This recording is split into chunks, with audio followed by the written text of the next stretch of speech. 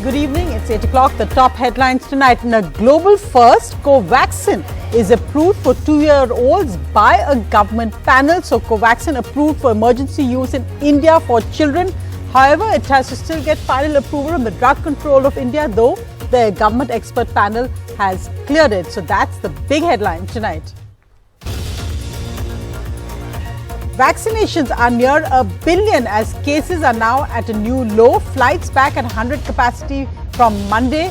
Huge crowds, however, at Puja pandals in Kolkata spark concern. Look at these crowds there.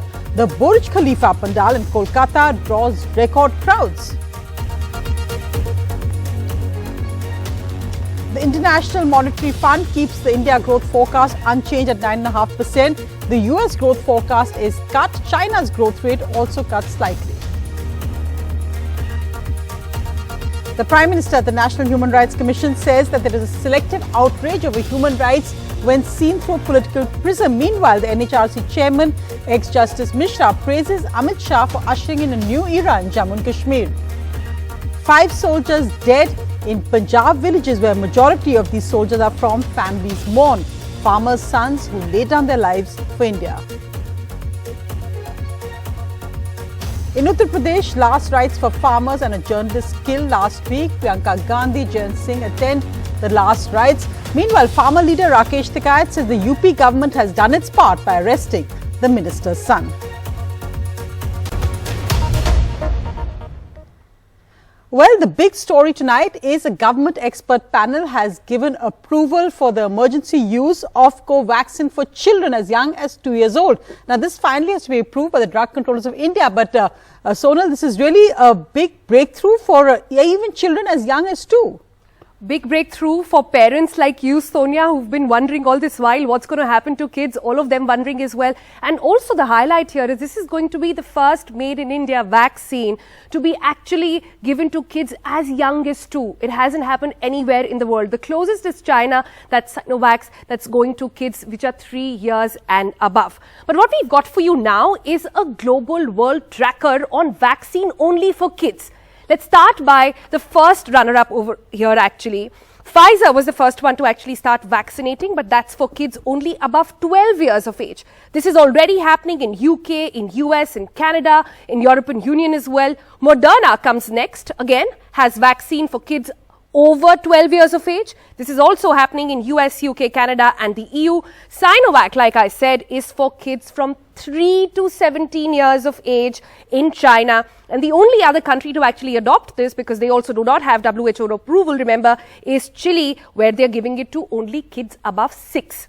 So that's the world tracker. Let's talk about the India tracker.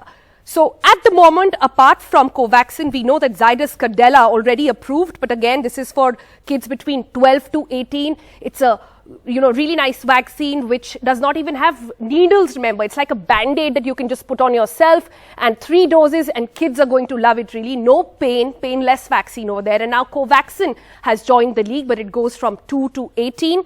But there are other potential vaccines also coming up for kids in India. One is Serum Institute, remember, Novavax over there, that is for kids above 7 years. And then the fourth contender is Biological E, again for kids above 5 years as of this moment. But again, Sonia, the big question really on everybody's mind is when will WHO give its approval for Covaxin? And we did some digging to find out there is a next meeting of WHO is going to happen between 15th and 18th of October. So we've got our eyes on that to see will Covaxin finally get approval in that meeting. Right, Sonal, and of course the efficacy results and more details are waited on Covaxin for children as young as 2-year-olds, included from 2 to 18. Meher has the details. Covaxin has been recommended for use in children over 2 years of age by the Expert Committee on Vaccines. If approved by the Drugs Controller General, the indigenous vaccine will become one of the first in the world approved for use in children so young. Malini Prasad is a single mother to 2 children, Rayansh, who is 7, and Ahana, who is 11 years old. All 3 of them caught COVID during the second surge, and Malini spent a dreadful 90 days in the ICU. The possibility of vaccinating her 2 kids and even her 2-year-old niece Meera is a relief. But she is also cautious because of the lack of publicly available data. I would definitely want to get both my kids vaccinated, against COVID. So during the second wave of COVID, it took a heavy toll on us, me and my family. The government expects emergency approval from the drugs controller soon. 2 से 18 के उम्र के बीच में उनके लिए ये जो trial चल रहे हैं, ये जो सेफ्टी मेजर्स को ध्यान में रखते हुए उसका इम्यूनोजेनिसिटी क्या है, और ये सभी जब रिपोर्ट्स आते हैं, ट्रायल्स होते हैं, तभी हम ये कर पाते हैं. उसके बाद अप्रूवल होने जाएगा और तब जाके ये मिलेगी. Bharat Biotech in a statement thanked the DCGI, the Subject Experts Committee and the CDSCO for their expedited review process. They also said that they await further regulatory approvals from the CDSCO prior to product launch and market availability of Covaxin for children. This is the same vaccine as the one already being administered in adults, but Bharat Biotech, the manufacturer, had conducted trials in children.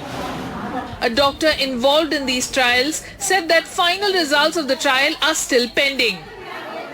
I can't comment on the data, but age group of children involved, like in the first, there were 3 groups.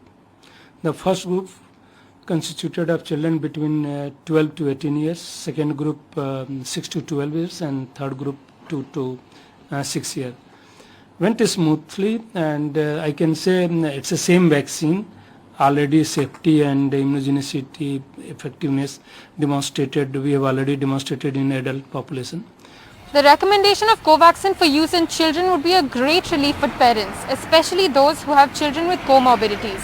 But parents, doctors and many others still have questions, especially on the data, which they are looking to Bharat Biotech and the government to answer for. With Pavan Kumar, Meher Pandey for NDTV. Meanwhile, in a matter of days, India is set to cross a landmark billion vaccine doses.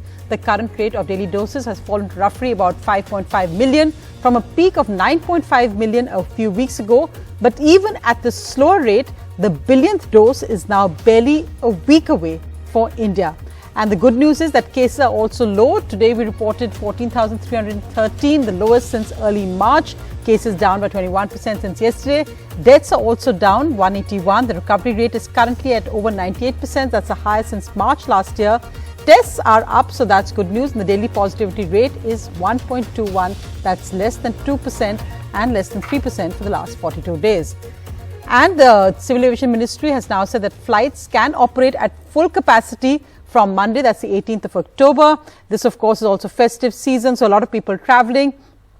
So the centre's decision coming there after airlines have been operating at about 71.5% of pre-COVID capacity, and now there will be full capacity from Monday. Meanwhile, the other big headline, the International Monetary Fund's global growth forecast is out. India's growth forecast is unchanged for the IMF at 9.5%. America, they've cut the growth forecast at 6%, that's down 1%. China's growth forecast also cut, but very little at just 0.1%. And globally also, they've said global growth will be 5.9%, down by just 0.1%. Meanwhile, the Sensex and Nifty in India are closing at record highs for a second straight session, led by gains in Titan, State Bank of India, Reliance, Unilever and other banking stocks. For the most part of the day, benchmarks were on a subdued note, but the Sensex traded in a band of 150 points, ending 148 points, again closing well above 60,000. The Nifty also up by 46 points. Well, look at the other headlines. The Prime Minister today, speaking at the National Human Rights Commission, said that human rights can't be selective and they cannot be looked at through a political prism. Meanwhile, also creating some controversy with the remarks of the NHRC chairman, the ex-Supreme Court Justice, Justice Mishra, who praised the Home Minister for ushering in a new era in Jammu and Kashmir. Human rights are the basic rights and freedoms that are guaranteed to all human beings from the moment a human life is born. The Prime Minister has hit out at what he calls selective outrage over human rights, saying that viewing human rights from political lens is dangerous for democracy. मानव अधिकार का बहुत ज्यादा हनन तब होता है जब उसे राजनीतिक चश्मे से देखा जाता है. इस तरह का सिलेक्टिव व्यवहार लोकतंत्र के लिए भी उतना ही नुकसानदायक है. At the 28th anniversary of the National Human Rights Commission, its chief, retired Supreme Court Justice Arun Mishra, praised Union Home Minister for bringing in a new era in violence-hit places like Jammu and Kashmir and parts of the Northeast. मुझे माननीय गृह मंत्री श्री अमित शाह जी का हार्दिक अभिनंदन करने में प्रसन्नता हो रही है। आपके अथक प्रयासों से जम्मू कश्मीर व उत्तर पूर्व में शांति व कानून व्यवस्था के लिए एक नए युग का सूत्रपात हुआ है। 2014 से जब से परिवर्तन हुआ और नरेंद्र भाई इसके नेतृत्व करने लगे, प्रधानमंत्री बने, तब से एक ऐसे क्षेत्र पर उनका ध्यान गया जो ह्यूमन राइट के सारे अधिकारों की बात करने वालों की नजर के बाहर था। The Human Rights Commission has solved over 20 lakh cases in 28 years and has awarded around 205 crores as compensation to those who have faced injustice since inception. Reacting sharply to the remarks of Justice Mishra, the NHRC chief and Prime Minister Modi and Home Minister Shah, Congress Rajya Sabha MP Jairam Ramesh tweeted, the Prime Minister and Home Minister have made a mockery of human rights since their Gujarat days. Now they are joined in the Jugalbandi by Chairman of NHRC no less, a judge who sat in judgment on his own earlier order and claimed no conflict of interest. The democratic space in India continues to shrink. When lakhs of under-trial prisoners are languishing in jails for years without bail, including some of the young dissenting voices merely for protesting against the government, the human rights activists say the chief of the constitutional body missed an opportunity to hold a mirror to the highest political executives on human rights violations. With camera person Sachin Gupta, this is Aravind Gunasekar for NDTV. Meanwhile, a day after the tragic killings in a terror attack of 5 soldiers who laid down their lives for India in Punjab villages today, families are mourning. The majority of the men killed were farmers' sons who laid their lives down for India.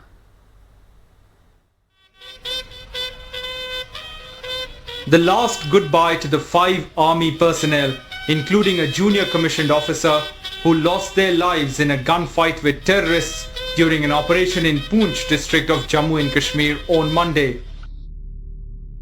Among them, Naib Subedar Jaswinder Singh, Naik Mandeep Singh and Sepoy Gajjan Singh, all from farming families from Punjab.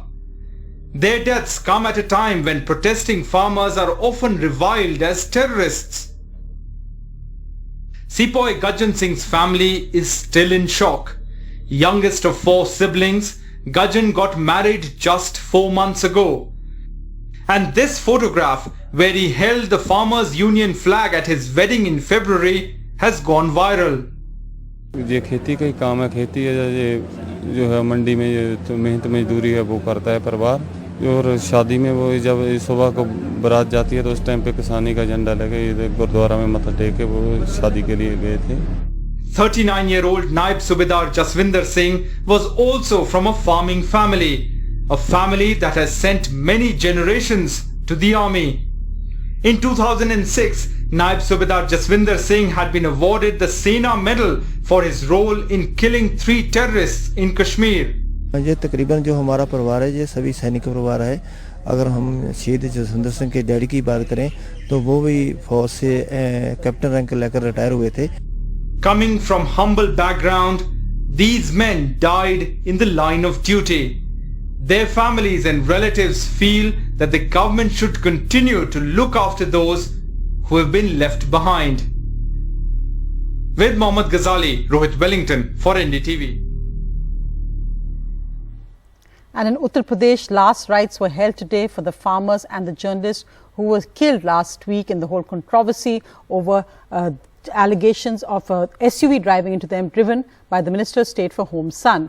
Priyanka Gandhi and Jayant Singh attended the last rites today, though they weren't on the stage. Meanwhile, farmer leader Rakesh Tikait, who actually brokered the peace agreement with the UP government and the farmers, said the UP government has done its part by arresting the minister's son.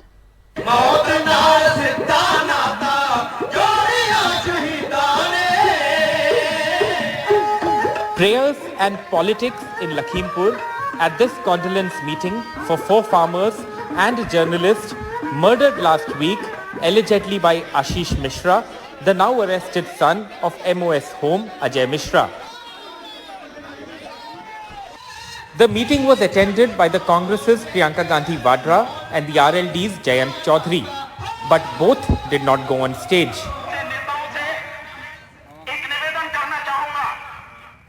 Farmers have announced a prolonged agitation till the resignation of the union minister, and leading their charge is Rakesh Tikayat.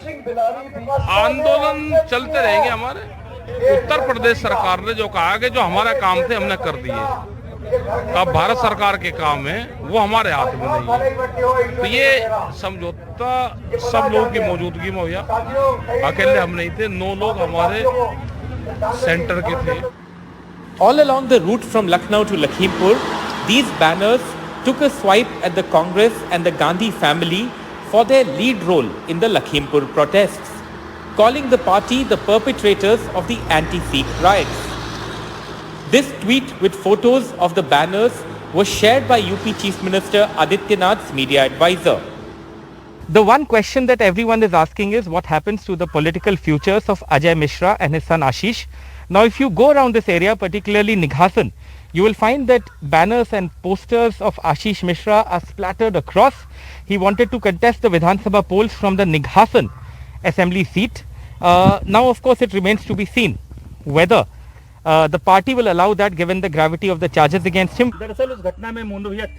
Virendra Mishra, a long-time BJP worker and the only one willing to go on record, claims the BJP's political graph has not gone down over the Lakhimpur incident. ऐसे उम्मीदवार हैं, अगर निर्दलीय लड़ जाएंगे तब भी जीत जाएंगे। अब ये उनकी विचारधारा है, लड़े न लड़े। आपको ईमानदारी से क्षेत्र की जनता की आवाज बता रहा हूँ, यहाँ पे भाजपा का ग्राफ बिल्कुल गिरा नहीं है। भाजपा यहाँ जीतेगी, लेकिन अब जैसे कुछ लोग बताते हैं कि मान लीजिए किससे मंत्री पद ले लिया जाएगा, ये इस चीज के क्षेत्र में बहुत बड़ी मतलब वो है। For now it appears the BJP is backing Ajay Mishra. Sources say no action is likely till the UP police completes its probe against Mishra's son. In Lakhimpur with Prateek Srivastav and camera person Vineet Verma, this is Alok Pandey, NDTV. Well, the Congress taking the lead there in Lakhimpur Kheri, but ex-Chief Minister Akhilesh Yadav today began the Samajwadi Vijay Yatra from Kanpur. Huge crowds as he began his Rath Yatra. The BJP has attacked him for his air-conditioned Rath. Akhilesh Yadav will travel in a Mercedes bus across Uttar Pradesh, looking at public support ahead of the assembly elections next year.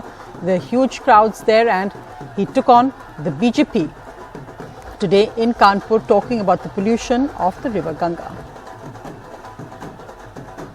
Bharatiya Janata party ने गंगा मैया को धोखा दिया। जहां साफ होनी थी गंगा मैया, आज वैसी की वैसी गंदी है। भारतीय जनता पार्टी की दिल्ली और लखनऊ की सरकार ने जिस तरीके से उनके साथ धोखा किया है, किसान अपमानित हुआ है, नौजवान की नौकरी रोजगार छिने हैं। जनता के बीच में विजय रथ के माध्यम से जा रहे हैं, जिससे उत्तर प्रदेश से भारतीय जनता पार्टी का सफाया हो।